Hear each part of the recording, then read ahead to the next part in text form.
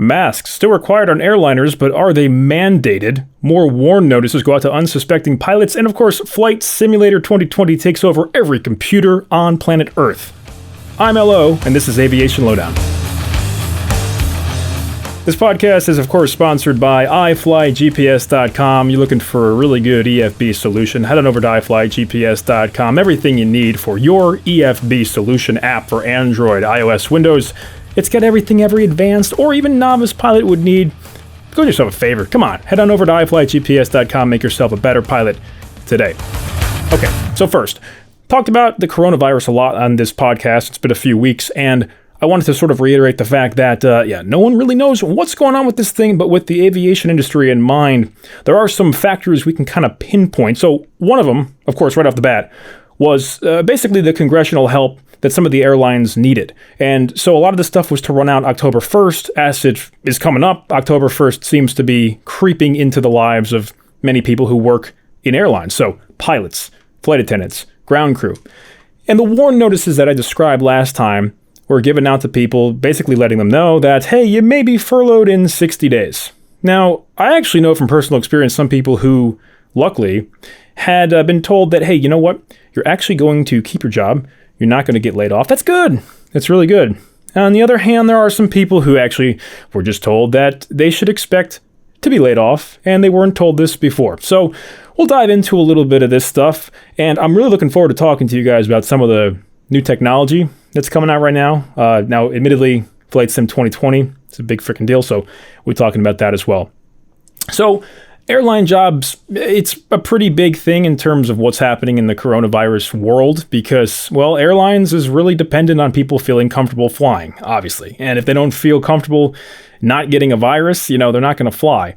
Now, the ins and outs of sort of how this stuff came to be October 1st is really, it's far complex, and I really don't want to dive into the money value stuff because, to be honest with you, most of you people don't care, and if you wanted to find out the actual implications of what's happening October 1st, you could find that out yourself. The bottom line is most people just want to know, am I going to have a job come October 2nd? So the airline jobs cuts, and this is from the New York Times, it could pressure Congress and Trump on stimulus. So basically what they're basically arguing here is that if 19,000 people are furloughed, and these are workers that were actually mentioned through only American Airlines, 19,000 furloughs possible for this fall, would that entice Congress to do something and to basically help them out, bail them out? And by the way, this is not just pilots, as I've said, it's flight attendants, it's technicians, it's gate agents, it's all the people on the ground who make this stuff possible. Now, buyouts, retirements, leaves of absence, these are things a company expects to have 40,000 fewer employees on October 1st than it did before the pandemic, which is 30% decline in its workforce. Ooh, right, that's not good. American is just the latest airline to predict bad news. Earlier this summer, United said that it could furlough as many as 36,000 employees in the fall. And on Monday, Delta said that it could furlough as many as 1,941. That's kind of a weird number, 1,941, like oddly specific. Weak demand. So now I have a few $1,000s in airline point miles and stuff like that. And it's just like they've enticed me. They've tried different airlines to sell me on this stuff over and over. Like just this morning I got one. I just get the impression people aren't really buying a lot of these tickets. But more importantly to some people, like, again, podcast that's catering to a lot of people in the aviation industry. They want to know if they can expect to report to work come in October. And the bottom line is that nobody really knows, but I have to ask myself here, is the bailout or in some sort of financial or monetary assistance going to actually solve the problem? I can't believe he's suggesting that, right? No, I don't mean to say that like the industry should just be left to die, but by the way, I have the correct mug today, so I also have coffee stains all over this one. I don't mean to suggest that we shouldn't help the airlines, but I am suggesting that maybe we should possibly think about what is the investment going to here. There's been a lot of concern over the past few years, as I'm sure you're aware, even in this pandemic, that some of these bailouts seem to only assist the ones at the top, the ones who sort of control the purse strings of the actual machine, and don't really help the workers. That is to say, it's sort of like the shareholders that are getting bailed out here, and the workers are kind of, screwed. Now, I don't know the ins and outs of every single situation, and I'm certainly not going to suggest that we shouldn't bail out anybody or we should bail out everybody. But what I'm getting at is simply the fact that when you look at it from a purely monetary standpoint, if you throw money at a problem, you would expect the money to be sort of an investment. Now, whether that's keeping them flying or keeping them training people, or perhaps in some cases even just keeping people employed, in the sense that they're just going to run out of money.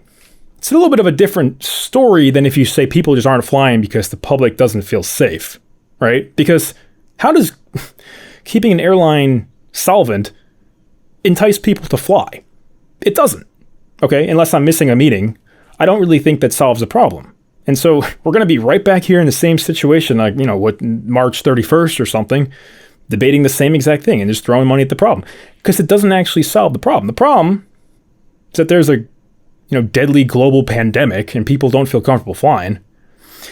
And it's interesting to note too, but I think a lot of this is business related because businesses are not doing a lot of travel right now. A lot of people who, let's say they flew on Spirit. Well, Spirit doesn't really cater to a lot of business travelers, right? So consequently, Spirit, and I know this for a fact, but they're doing okay for the most part. They also were sitting on a lot of cash. And at least two of my friends who fly for Spirit said that they are not going to be, at least right now, furloughed.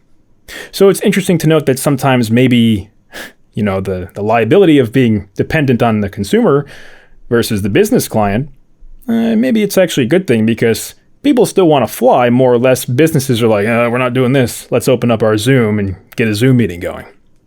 All right, that's a very valid point. And it serves the purpose again to just describe to you that I don't necessarily know that throwing money at a problem is going to solve the problem. Okay, so anyway, that's kind of what's going on now. You guys, I'm sure, are very aware of it. I don't know the answer to this one, but man, it brings up some really interesting points. And how do we keep a business solvent and not going bankrupt when really, it's catering to an industry that's suffering due to a lack of consumer confidence or a lack of a business expense confidence? Big deal. I don't need all those people working too, right? And this brings up kind of a little bit of an ancillary factor, but I saw a lot of things in the past few days about AI aircraft. So these guys are coming together and graduate students in some cases, or these small, almost like VC firms, and investing in these technologies that are trying to make pilotless aircraft, And sometimes during the most turmoil, you're going to get the most technological advance. And of course, I posted this on Low Altitude. People were like, oh my God, we can't have this now. And then I remind them that, it was the sheet music companies and stores that said that the phonograph, or the record player as it really came to evolve to be, was never going to catch on. Because who in their right mind would ever listen to recorded music? Talk about soulless, ballless, meaningless. Nobody would ever listen to recorded music. No, you need a musician playing that stuff. Of course, now, in 2020, we don't even know what a sheet music store is. But look it up. That's actually a totally true story, right? So the technology changes the industry, and it changes how people approach the craftsmanship required to make that industry stay solvent. In this case, piloting. Will pilots exist in 50 years? Yeah, probably. But will they exist in the commercial capacity they do today? Probably not. Okay, you guys can debate me on that. LO@aviationlowdown.com. Please continue to follow the news. It's really important you guys stay woke. Okay, I don't mean that in a negative connotation, but, continue to read multiple sources and make your own decisions. And with all this said, I hope that it works out for everybody in the end who could benefit from having some stability in this rather uncertain time. In other news, masks required on aircraft. We've talked about this multiple times where there's been people who have actually been banned from airlines for not wearing a mask. Okay, there was actually a funny meme I posted a few days ago where it said, this is what happens basically when you don't wear a mask, and it showed a 737 or something like that, and the plane's flying, and the reverse thrusters are on, so the cowling's separated like that, and it just says, don't make me turn this plane around. And that's actually sort of, there's some truth to that, because there actually have been aircraft that have turned around because passengers have refused to wear masks. Okay, come on guys, I talked about this before, right? Last episode, captain's authority. You don't have a lot of rights in the airplane. Like, sorry, it's just the way it works. Like, people are like, oh, I have my First Amendment rights, man. I got my Second Amendment rights, man. People don't understand that has nothing to do with private industry, right? Like, that has to do with you versus the government. Like, the government can't censor you. You can say what you want, but if you go onto an airplane and yell fire, like, they have the right to kick you off if there's no friggin' fire. It's a completely ludicrous debate to even suggest that, like, oh, I don't have to wear a mask, so they're taking away my rights. Like, you don't have any rights on an airplane. It's a private industry. Now, of course, within reason, the airline doesn't want to get sued. All right. They don't want to become the next Twitter sensation and have, somebody high up in government rip them a new one in the public forum. So the court of public opinion is always open. But what I'm suggesting here is that I just don't understand how somebody could argue legally that, like, oh, you kicked me off the plane because I wasn't wearing a mask. So, like, my rights are infringed upon. Like, good luck, dude. Come on. Good luck. Now, with that said, as I've mentioned before, I don't think that, there's going to be a national mask mandate. I'm actually against the national mask mandate. And, I'm a fairly moderate, maybe even liberal person, but I just don't think it's a good idea because it's going to spark a whole political nightmare. And, like, believe me, that's the last thing we need right now. But having said that, I think that, yeah, we should have states, I think, mandate a lot of them. And I also think that the airline should absolutely mandate masks, dude. Come on. It's like the most easy, well-known thing to mitigate the risk. Is it going to solve it? No. But is it going to help? Yeah, I fully support masking. I fully support social distancing. I fully support all this stuff, man. But I don't support those people who go online and they're filming themselves on a plane and they come off as these woke guys who just are like, oh, I'm on a plane and I don't have a mask and they're asking me to get off the plane, and all the comments, they're coming in one after the other, and they're like, check this out, man. This guy, like, dude, what's happening, man? Like, the deep state, they're taking away his rights. Come on. So read about captain's authority and understand what the First Amendment really does. You may be surprised. Okay. Speaking of things that may surprise you, apparently there was this woman who, this is a crazy story, who had been, like, sunbathing on her, I guess on her balcony or the roof. I don't really know the... According to Healthline, sunbathing, which is the... Oh, apparently my phone thought I was talking to it.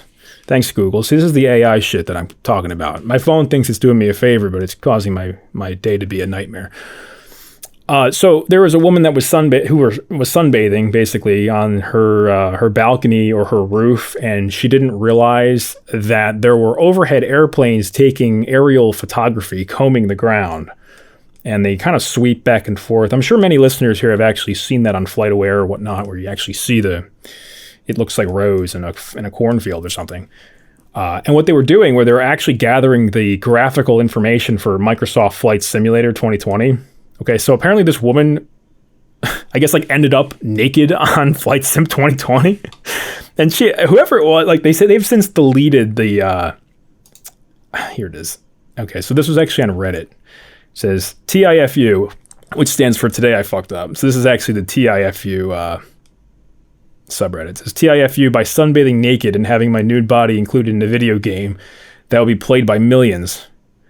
This post could in no way be any advertisement. So anyway, I kind of raised a red flag on that because first of all, if you knew you had done that, why would you go on, like, the biggest public web forum ever and tell people that, So I was like, yeah, right. But then I come to find out it's actually true. And I think that they went ahead and tried to, like, blank it out. So if you guys want to do a crazy scavenger hunt, maybe you can fly around Flight Sim 2020 looking for some nude woman on the rooftop of her building. But, yeah, true story. And speaking of Flight Sim 2020, I don't know if you guys know this or not, but every single joystick in, like, a 3,500 square mile radius right now is sold out. I tried ordering a joystick last week, couldn't find any. Okay. In fact, a lot of them are backward another, like, week or two. I'm like, this is insane. But good for them. But it's like, I don't think they had realized just how big this game was going to be. Because this game kind of crossed over to mainstream media in a lot of ways. I remember back in, like, 1996 or 7, I was a little kid, probably about 6, 7 years old. And my parents bought me Microsoft Flight Sim 95, I think was the current version. And that game just totally changed my life, And of course, I thought that the graphics were awesome.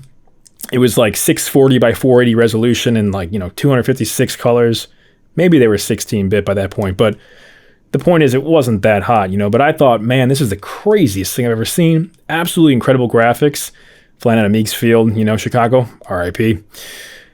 And you look at the stuff today, and it's just like a totally different world. And a lot of people have actually asked me, like, hey, LO, like, what kind of computer do you use? Because, clearly you seem to know what you're doing with technology. And I'm like, my personal computer is nowhere near capable of handling FS2020 at its full settings.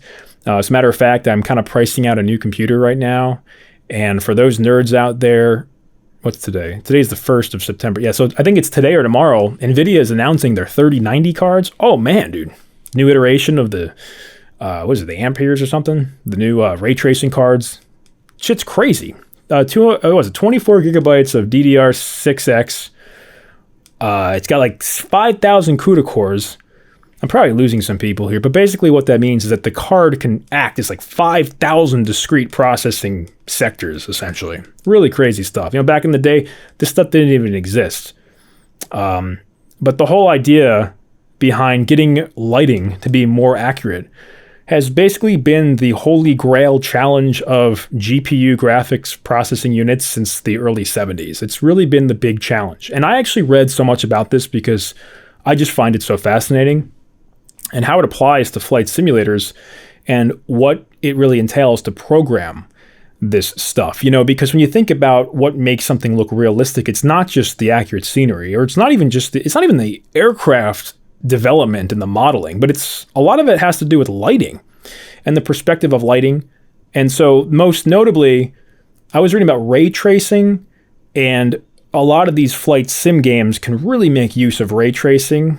So for those of you who don't know what that means, ray tracing basically is this, it's long been a goal of the graphics industry, again, for decades. And they've finally been able to do it with some of this new stuff. But basically what it does is, if you consider light to be a ray, and you take light to the smallest preponderance it could possibly be, and we'll call it a light ray. On a computer, you can define it by 1 pixel. So if you take this little pixel of light and you throw it at your environment, what is going to happen? And that's basically the story of ray tracing. Because it is a ray of light that is being, quote unquote, traced in the environment. And so one little parcel of light will reflect this way and this way, depending on how it's hitting the object, depending on the lighting of the ambience. And of course, it has to do this on every surface, conditional on every ray of light. So that's actually mind-bending to think about. But, if you have like a sphere, and the sphere has a light around it that's moving, the rays are going to be all bending and warping and really reflecting in different ways. And the computer's in real time processing every quote-unquote ray of light. That's what ray tracing is. Really crazy. And that's actually how a lot of this stuff looks so realistic. Of course, they're incorporating a lot of the realistic scenery, and that's why, that poor woman ended up naked, I guess, on the game. So I'm actually going to try to upgrade my computer, or at the very least, I think learn about some of this graphic stuff. I don't know if I'm going to buy one yet, but they're going to be backordered. I'm sure they're going to be backordered to probably backordered until the coronavirus is solved. So 2026. No, I'm kidding. No idea when that's going to be. But if you guys are interested in learning more about some of this stuff, message me, because I'm actually trying to get maybe a get-together of some people's specs, computer specs, running Flight Sim 2020 to sort of make a, not necessarily a how-to, but a database of, what kind of rendering statistics are you getting? And that's really nerdy, right? But it's very helpful because there's a lot of benchmarks for like the shoot 'em games and, all sorts of, like I used to play Warcraft and stuff. And back in the day, there used to be a collection of people who would share computer specs and try and find the best specs to use. It's a lot of that stuff kind of like ebbs and flows out of flight. We've had X-Plane, Flight Sim, but like Flight Sim 2020 combined with these new graphics cards is unbelievably cool. And it's going to really shake the world. LO at aviationlowdown.com if you want to share your awesome build, or donate to my new computer fund, which, believe me, I'm going to need. In other news too, VR is huge. So I actually have a Gear VR, which is sort of like this weird hybrid mobile thing I use for my phone. Now, I have used the Oculus stuff, and their stuff is really good too, but you need a lot of graphics processing power to do that. So with a computer, you get a 3090 with like an i9, it's going to be able to handle it. But most people, their computers can't even handle Flight Sim 2020 at its highest setting, let alone trying to do VR, it's going to be not only that, but you have to do the processing of the axes and the looking and everything. But that's going to be a big thing, I think, going into the future. I've actually flirted with the idea of potentially helping out when making air traffic VR simulations. And believe it or not, there are contractors that are working with this very idea. Some of them are amazing, but they all need work to a certain degree. I've actually used at least one of them, so they're pretty cool.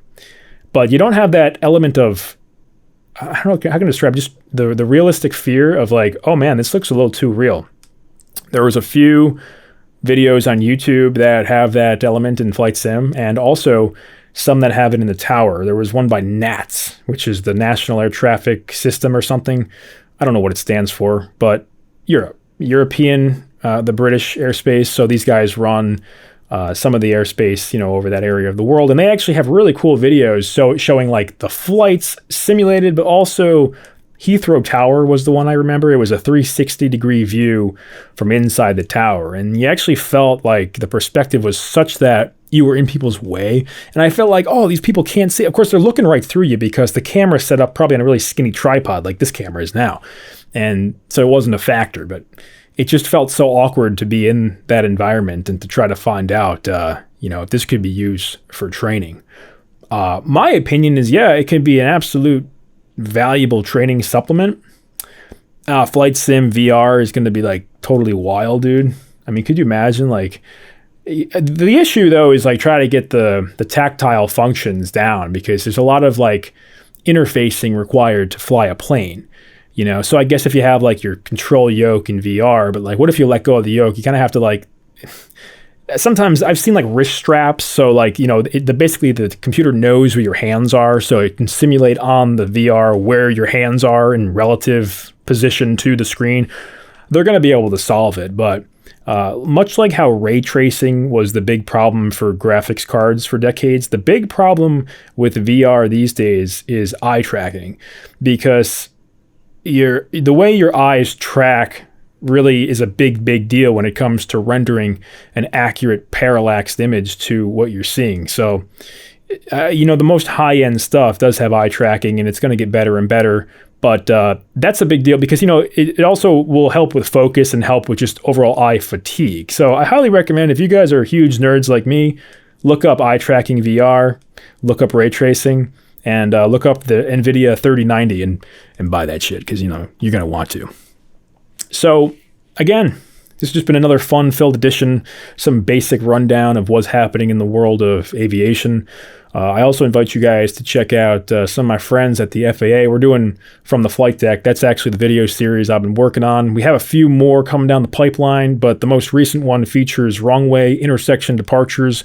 Kind of a big deal. All right. A number of you guys are familiar with some of the bad stuff that's happened over the past. Really, it's been a while, but, just stuff. People are going out to the wrong intersection or the wrong departure direction. So a lot of cases, they're actually going to the right intersection, just straight up taking off in the wrong direction. Okay. It can happen to you. That's what we actually say in a lot of these videos. It can happen to you. Highly recommend you go over there, subscribe. That's the FAA. Okay. And as always, guys, this is Aviation Lowdown. Please subscribe to this podcast on Spotify, whatever, Apple Music, iTunes, wherever you listen to your podcast, and give me a subscribe and a notification alert on YouTube. Trying to grow this YouTube. Been talking to some notable people in the past few weeks. We're going to have 7.4 gear, hopefully, once again, talking to you all. And maybe he'll take me flying, too. He's got this new series he's doing, so check out 7.4 gear as well. But, all right, guys, stay safe out there. Wear your masks, buy Flight Sim, and hopefully you don't get a warn notice. I'm your host, LO, and this has been Aviation Lowdown. We'll talk soon. Bye-bye.